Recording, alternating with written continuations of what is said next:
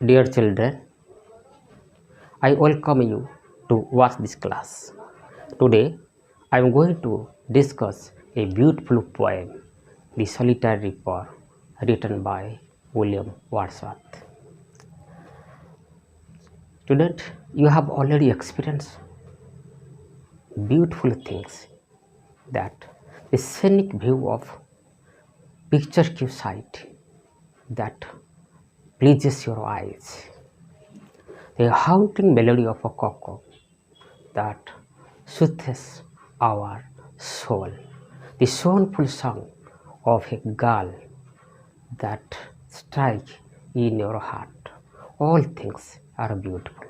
These beautiful things and the music that recurring in our mind as a plus, and these things always strike or keep in your perennial memory.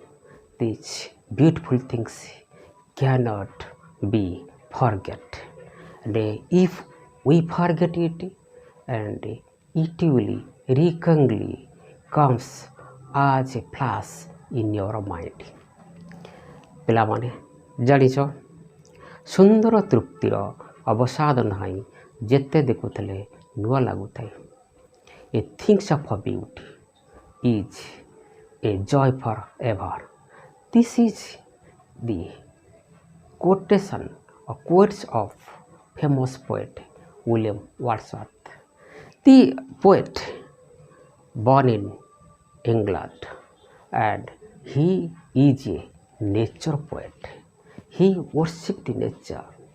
So he writes the poem for natural beauty that strike in his mind.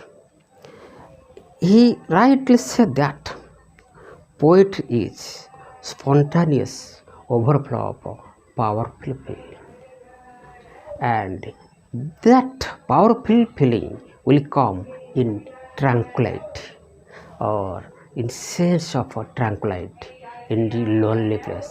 The poet said that poem is spontaneous overflow of powerful feeling. How it is? The feeling will come in tranquility, in a lonely place.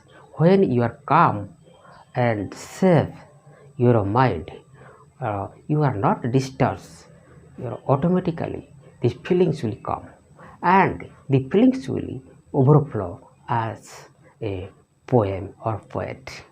This is the right quotations of William Wordsworth. Student, it is your class 10, you are in Odia medium. Sometimes you demand that, sir, teacher will say the all meaning in Odia. But remember that, so if you will not listen to your teacher, you lose your listening skill, and you cannot speak English. That's a good listener is a good speaker. So I advise you listen the class in English and try to understand it. I am explaining in very simple language. Now I am going to discuss the poem, The Solitary Reaper. Here is the solitary reapers. The poem exactly show the simple meaning: solitary, lonely, alone.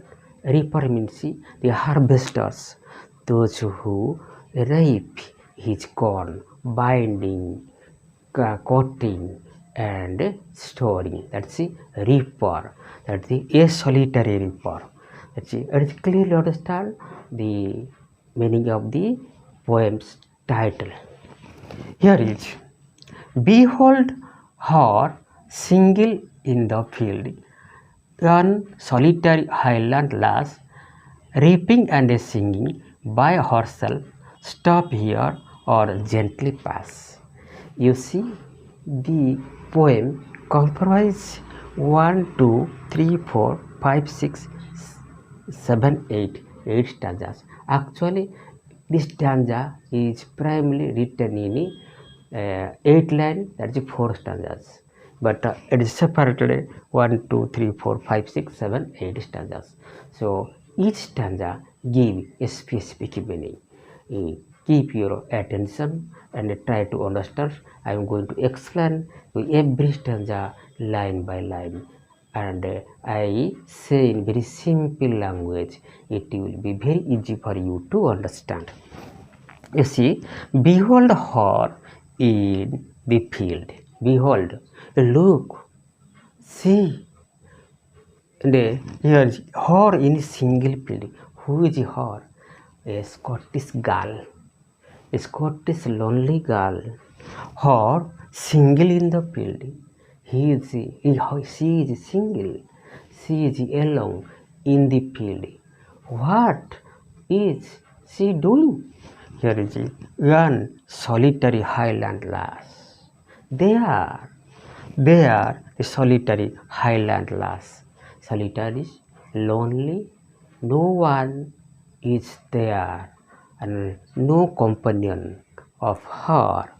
And the solitary highland lass, the Scottish girl, she is alone. What does she do in the place, in the solitary place? Reaping and singing by herself. Reaping, cutting, binding the crafts, and she sings herself. And her singing is not to anyone else.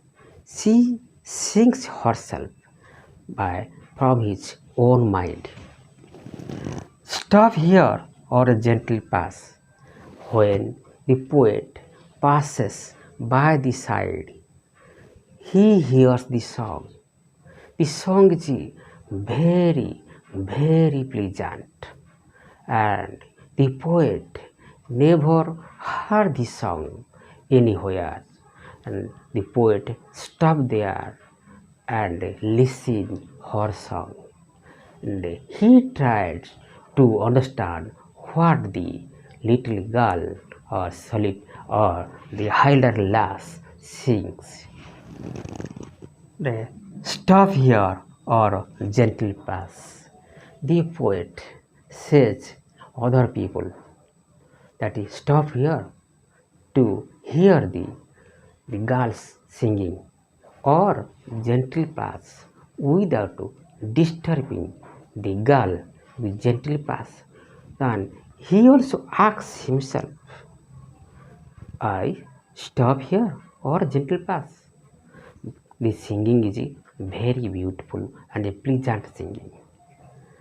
So the poet does not want to go quickly. And it is the meaning of the first stanza. I'll discuss the second stanza. Alone she cuts and binds the grain and sings a melancholy strain. Oh, listen for the valley profound, each overflowing with the sound.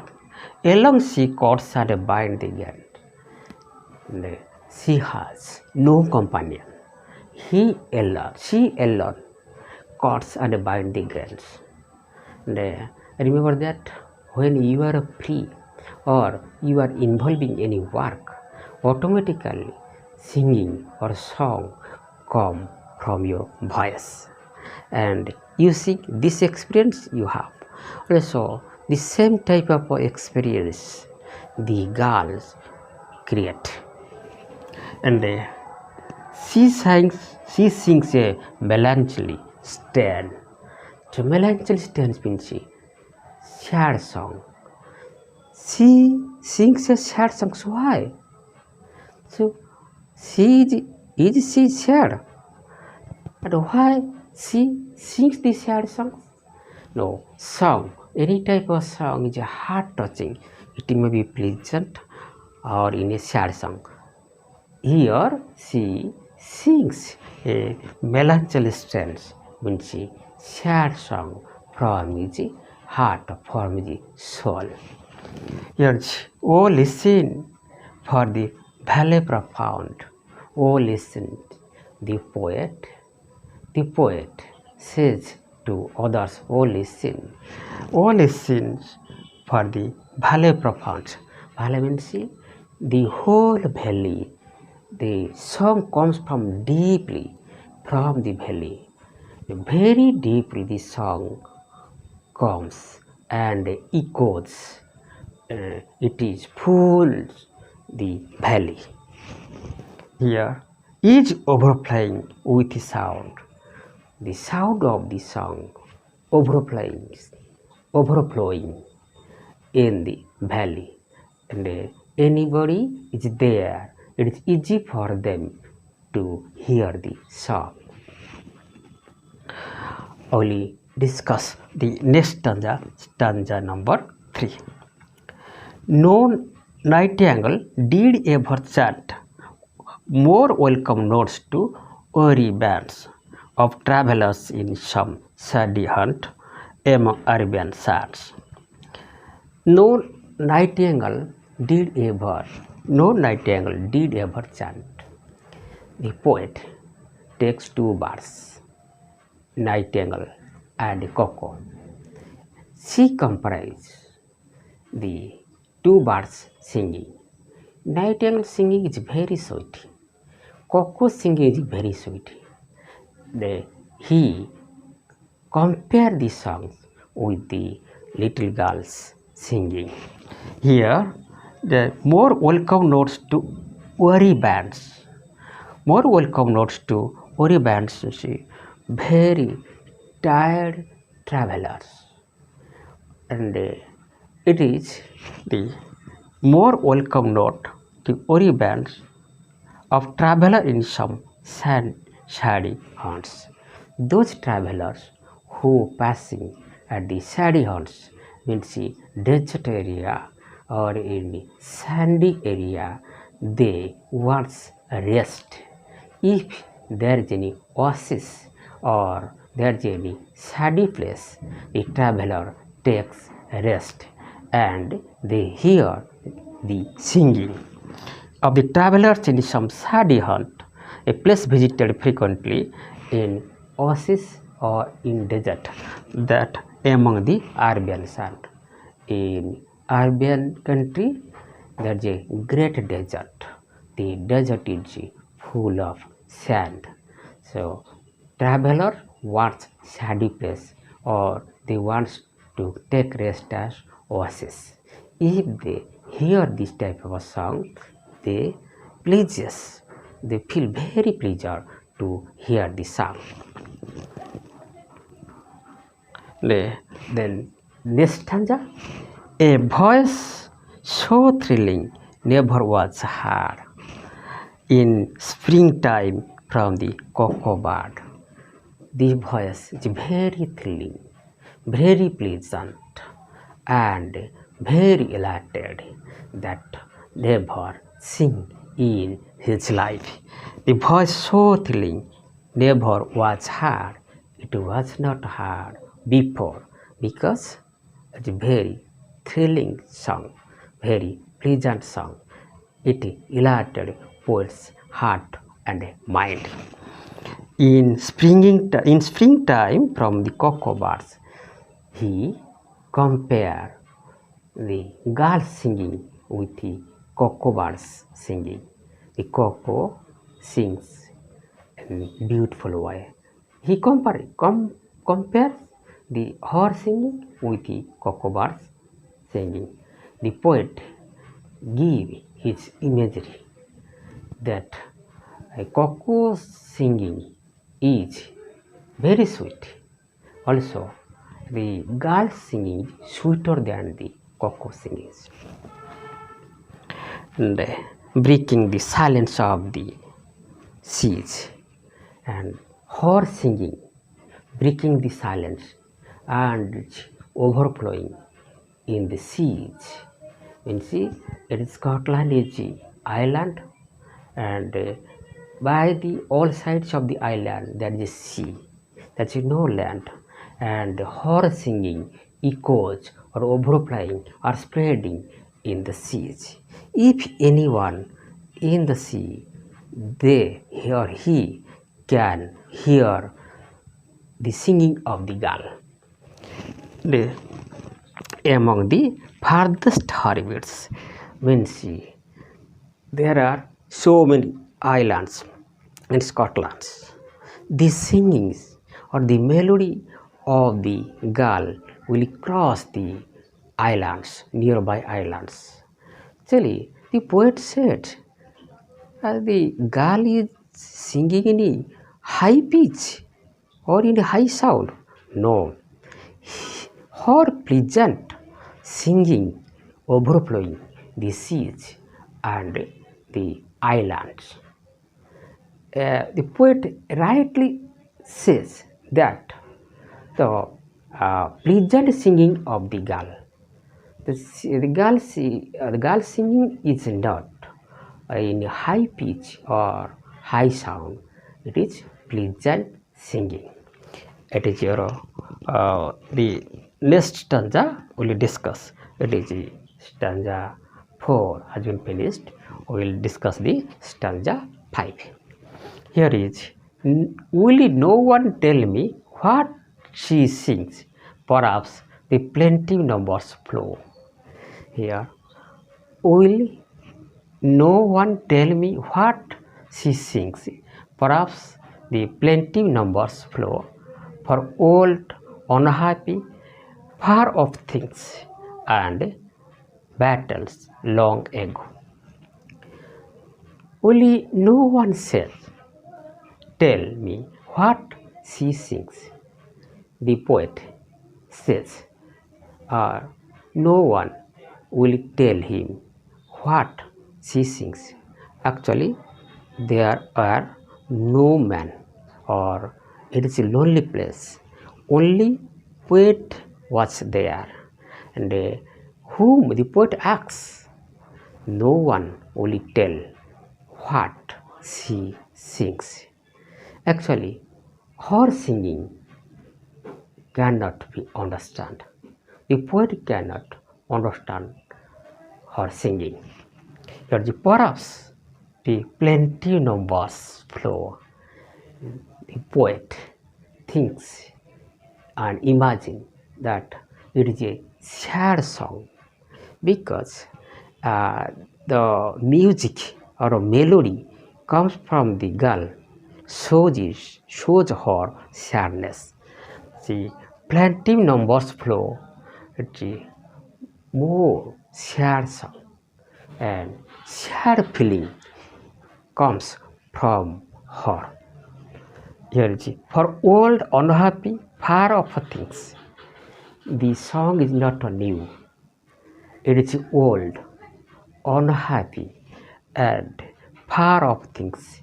Far off things means it is a long distance or history. That is the girl sings. Her heart is unhappy, so she created or she sings sadful songs. The poet rightly observed and battles long ago. The poem or the singing shows that a man battled for long for his happiness, and happiness will not come. Always he or she was in sad. The song rightly say the same things. The poet amused. The poet says, anyone battle for his life, he feels very sad. So songs automatically comes from his mouth. It is plenty numbers. Now I am going to discuss the next stanza. Or is it some more humble, familiar matters of today, some natural sorrow, loss or pain that has been and may be again? Or it is some more humble. The poet thinks that it is humble means it is ordinary song. Generally, in village or anywhere, you hear the ordinary song singing by your grandmother or an elderly man, and it has some specific meaning, but the meaning is unknown. Here, the girl singing is unknown. The poet imagine that familiar matters of the day. The song may be in familiar matters because every family has some pleasure, happiness, and disturbance. If any sad things happen in anyone's family, and the members will feel very sad. Also, the song cites the same things. The, some natural sorrow, loss, or pain. It may be the girl feels some natural sorrow, and it is from her mind. The girl feels sorrow, pain, or anything has happening to her. Here is some natural sorrow, loss, or pain. It may be the girl lost something or gets some pain in his life, so she sings the sorrowful song.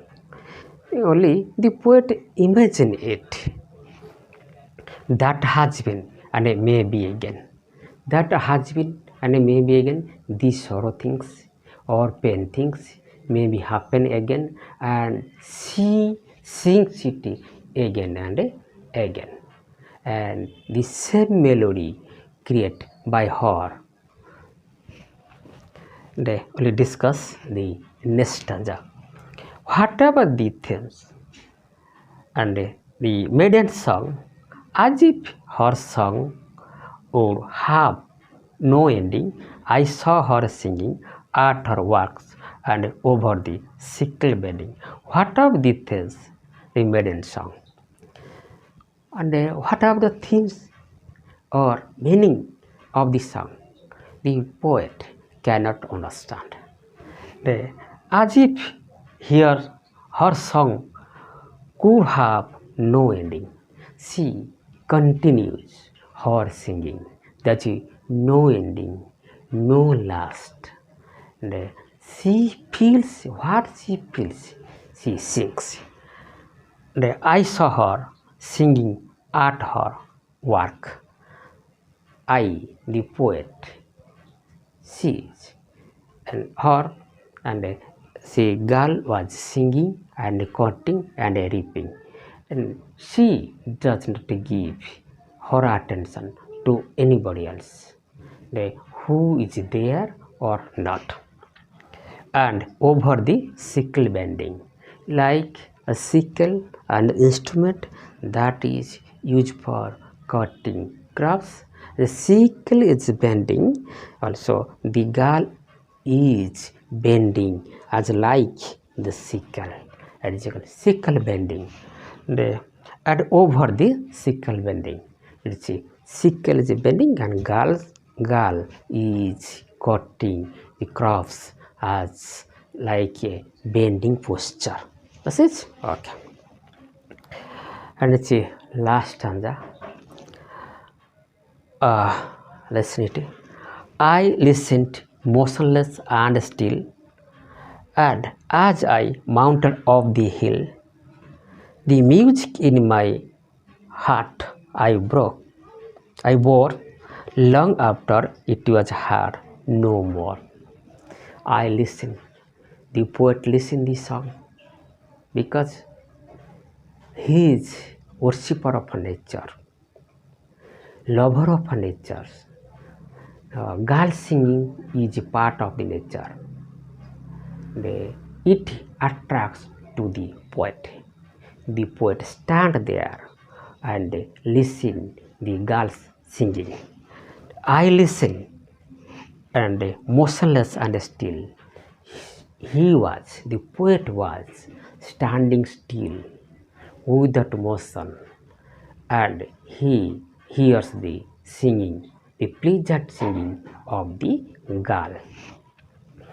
And as I mounted up the hill, as I mounted, the poet will go to his place or stand still forever. No, he has some work and he will go to his place. As I mounted up the hills, when he climbed up the hill, the music of my heart I bore, the music sound or the music of the song strike in poet's heart. And the music in my heart I bore, the poet takes the music in his heart, and long after it was heard no more, long after so many days passed, the same music is not heard by the poet, but the sound is flashing and reoccurringly again and again in poet's mind, and the same song is striking in perennial memory of the poet. So the poet remember the song and he will elated and feel very pleased when he remember the singing of the Scottish girl. It is all about the meaning of the poem. I think you will understand it very clearly. Students, you remember that it is English version. I am described in English. Also, I say very simple language. It is easy for you to understand. Now, I am going to discuss its theme and which type of latest device the poet used in his poem. Here you see that in the themes, it's the themes of the poem, everlasting beauty and sorrow. The poet rightly says that it's the whole situation is very beautiful. Singing of the girl, the valley, the mountain, the seas, the cropland, all are beauty. All are beautiful. And there is also sorrow. So when the girl singing in her voice, it shows the sadful sound. The sadness comes her heart. Also, the poet feels pleasant, but he thinks that this song is very sad. Now, it is the theme of your poem. Now, let us discuss it, the poetical device the poet used in his poem. Here you see that the rhyme scheme, field loss herself pass. Field loss herself pass, that's A, B, A, B. In the next line or next 4 lines, that's C, D, C, C, D, D. This is your rhyme scheme the poet used.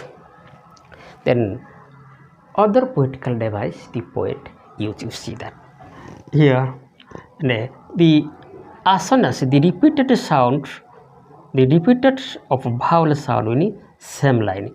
You see that vowel sound in same line, and here single in field is a vowel sound I is here, and imagery, the poet used 5 sense. The 5 sense that we see, taste. The poet used imagery, and he takes many things for imaginations, and also the poet takes you for his imagination. The symbolism is used here. The poet takes two birds, cuckoo and a nightingale. He compares the cuckoo singing and nightingale singing with the little girls singing. And alliteration is also used. You see that, yeah, no nightingale, perhaps the plaintive, the same consonant sound continue to consecutive words in a line. All these are poetic device the poet used in his poem. Students, I think you understand the poem very clearly. I discuss the summary, brief discussion about the poet. I analyze the poem, the themes and the literacy device in very simple words. It is very easy for you to understand. I think you understand it very clearly. And if you cannot, then uh, watch the class again and again. Then try to write your answer in your words, means very simple word. That is.